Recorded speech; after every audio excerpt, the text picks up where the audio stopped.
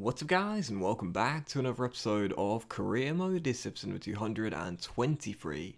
And we start today's episode off with our first game of 3 in today's episode. Back to England and back to matters in the Premier League, coming on the back of our famous 3-0 victory away at Bernabeu in the first leg of the Champions League last 16.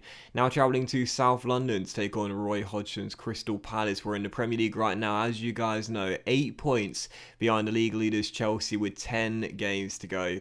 It's looking unlikely we'll be able to make up the deficit on Frank Lampard's Blues, but we will keep fighting until the very end. And whilst our last Premier League game was a 2-2 slip-up at home to Fulham, if we can make amends here, we can make a statement to Frank Lampard's side. Despite the slip-up, we are still going nowhere. And to start this game off, what a start it was as well. Just 30 minutes in, we would break the deadlock. And the guy that got the goal, well, he hadn't scored in any of our 3 last games. Ivan Toney back on the score sheet as he continues to chase Leroy Sané in the race for the Golden Boot. Great work by Chopper though, down left-hand side, slid through by Pierre Rocher, takes it around one, threads the needle, and there's Toney arriving at the back stick for his 21st goal in the Premier League this season. And you know, I've said it so many times in recent episodes, if we are to somehow pull off the impossible, make up the ground and win the title, it depends mainly on the form of those two players, Elliot Harris and Ivan Toney, who this season have combined for 36 of our Premier League goals. So Palace behind early, courtesy of Toney getting the goal. And 26 minutes in, they had their first chance again. Christensen heading that crossover as it was still 1-0. But from the goal kick, a very quick attack, saw Rocher slide through Toney, and the shocker bagged his brace as well. I've said this before, but when Toney goes even just 2 games without a goal, it feels like a goal drought for him. You know, no goals in 3 games, and one of those games was against Real Madrid when he came off the bench in the game.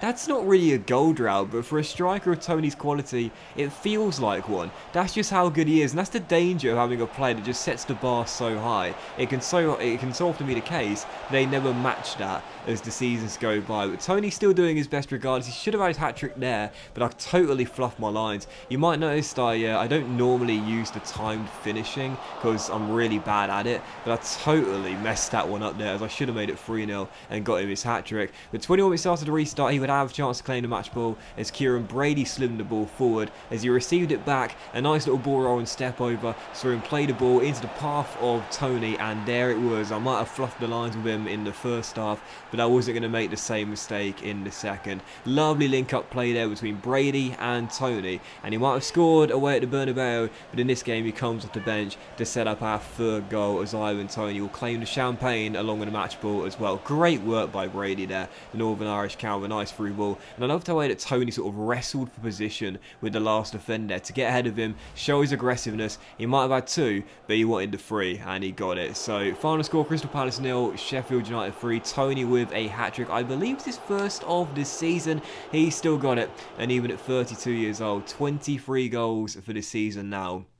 And as he now overtakes Leroy Sané in the race for the Golden Boot as well, he might well be on course for his 7th Golden Boot in 8 campaigns in top-tier European leagues. Of course, last season he didn't win the Golden Boot, but he only had half a season of Premier League football, so it was unlikely he was going to be able to do that anyway. I've said this so many times, and I'll say it once again, nobody has been a better goal scorer in any of my saves than Ivan Toney. His record is just absolutely ridiculous, and again, he's now ahead of Leroy Sané, I believe, on minutes per goal, as they both have 23 in 27 games. But regardless, the problem we still have, despite the Toney heroics and a big bounce back victory there for the Blades on the back of the 2-2 draw against Fulham, is that nobody can stop Chelsea. They win once again, and with 10 games to go, the gap remains at 8 points, and it just doesn't seem to matter whether we win, draw or lose, because regardless of how many games we've won this season, it's not going to be good enough. The fact of the matter is Chelsea just will not slip up at all, and as I've said before, it just feels like we're just delaying the inevitable right now. You know, we will fight, we will push until the very end, we will keep the pressure on for as long as we possibly can, and we won't give up until it's mathematically over and it's confirmed that Chelsea have won the title. We're not going to give in, we're not going to give up, but it just doesn't seem to matter what we do. Win, lose or draw, we just can't seem to chip away at Chelsea's lead at the top of the table.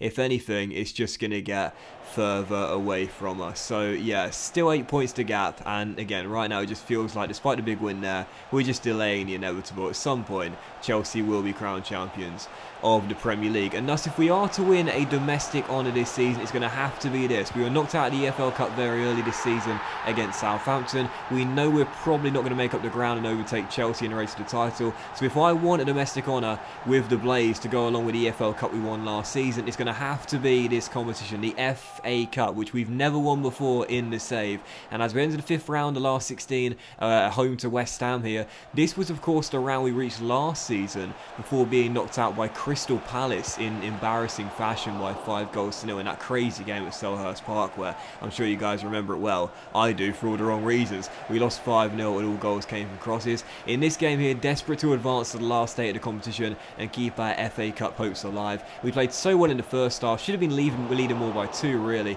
but I spurned a hatful of chances in this game. So many opportunities were blazed wide the post or put off target or saved by the goalkeeper Luis Maximiano, and with 5 minutes to go still leading by 1. To be honest, West Ham didn't really threaten at all in the game. It seemed as though we were going through as a formality, but I just wanted a second goal to keep the confidence flying when going through in front of goal, and we would get our second with 3 minutes to go. Brett Wilson, the American, bagged both goals in the game. His first one in the first half, a nice passing move for this one to Wilson, not Capiche, Nicholas Wilson down the right hand side, rolling it through to him, and the American does the rest. And I must say as well, you know, Tony and Harris this season, of course, as a partnership, they've been fantastic. Neither of them have been injured, but the confidence that I've had in this young man has been repaid. Every time he's played for us, he's done well. His goal-to-game ratio is almost 1 in 2.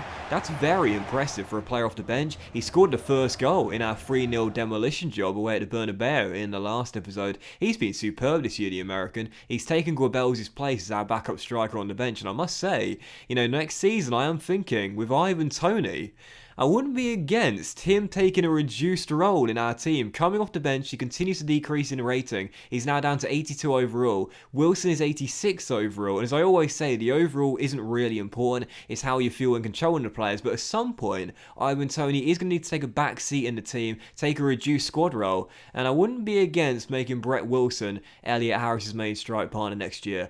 I guess we'll have to wait and see. But regardless, into the last 8 of the FA Cup. And as you can see, after the draw was made, well, you know who it's going to be. We got Chelsea in the quarterfinals of the FA Cup. Ipswich Town, the Tractor Boys, took them all the way to a penalty shootout at Stamford Bridge. Heartbreaking for the League One side there. 2 hours worth of football, didn't concede a goal, but sadly were knocked out on the spot kicks. We'll be taking on Chelsea in the quarterfinals of the FA Cup, and I just knew it was going to be Chelsea as well, man. You know when you advance in the calendar and the draw gets made, you know there are some times you do that and you just know what team it's going to be. I knew for sure it was going to be Chelsea before the names were pulled out of the hat, and it's Chelsea in the quarterfinals of the FA Cup. And if we are to win a domestic honour this season, whatever it will be, FA Cup or Premier League, most likely the former, will have to beat Chelsea to get something domestically this season. But still, that game will be coming in the next episode along with the second leg against Real Madrid as well. But still, for the third and final game of today's episode, speaking of Chelsea,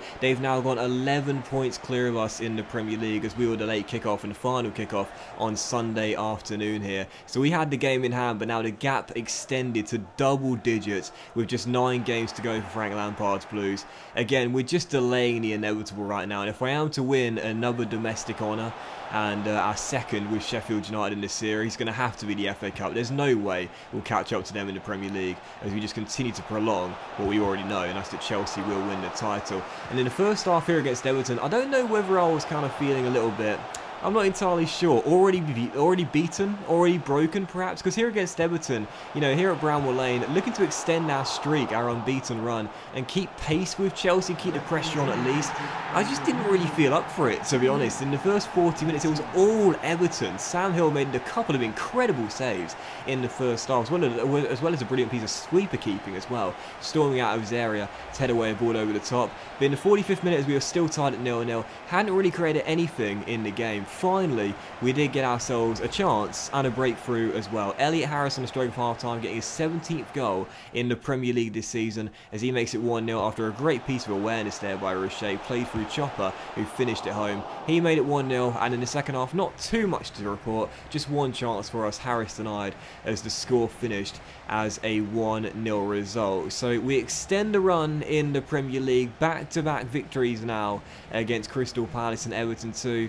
But again, despite the win, with Chelsea and the gap remaining at 8 points with just 9 games to go, we might have them next away at Stamford Bridge.